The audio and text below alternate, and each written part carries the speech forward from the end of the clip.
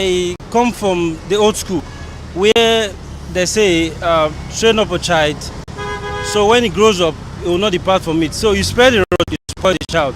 So I think it's fine, but do it in moderation. So if you're beating the child, you make sure as you're beating him with the right hand, you join him with the left hand. So you strike a balance. You try to make sure the child is getting the lessons, not just beating, but make sure you just do it like you punish him. So you tell him that, okay, I'm punishing you for this thing you are doing, not because I hate you, it's because I love you, I want you to be better tomorrow, and also through you, you carry on my legacy. So I think it's better. Flogging a child, okay, depending on the age of the child, I think children are in their formative stage. So one thing is that you spare the rod and you spoil the child. So you don't spare the rod, you help the child. I don't believe in sparing the rod at all, because the Bible talks about using the cane or the rod to drive out the madness in the hearts of children. So when you administer it correctly, it helps them to get themselves sense that they need. Otherwise, they will not know how grave the consequences of their actions may be. So it is better to administer that rod of correction early enough so that they can gain senses. It's very important. Very, very important. If you don't beat a child, you might as well just say, oh, you've done this thing, but don't do this again. I don't want it to repeat itself.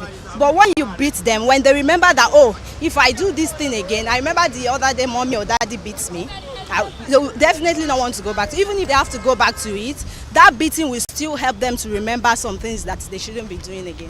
It's okay to tell a child that what she or he or her has done is bad. So if the child needs correction, so you can forget about it. But if she refuses, so you can give a punishment to the child.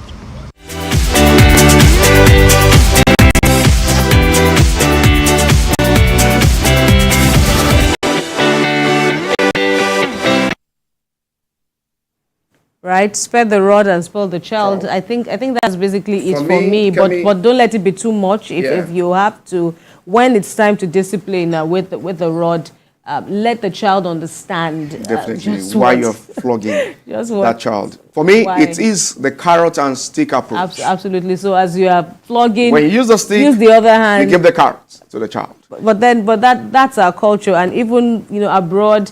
We see, Black Americans. Some don't. Even here, of course, we've seen horrendous pictures of, people overdoing it, punishing their children, using extreme measures to punish and earning backlash from the public, and very importantly, having their day in court. So train up a child the way he should go. Absolutely. Says the Holy Book. Yeah. And when he goes, he will not depart from it. All right. Interesting perspectives from the streets. As always, we wonder what your take is for those that we couldn't, capture your views on the streets. But of course, a little here, a little there.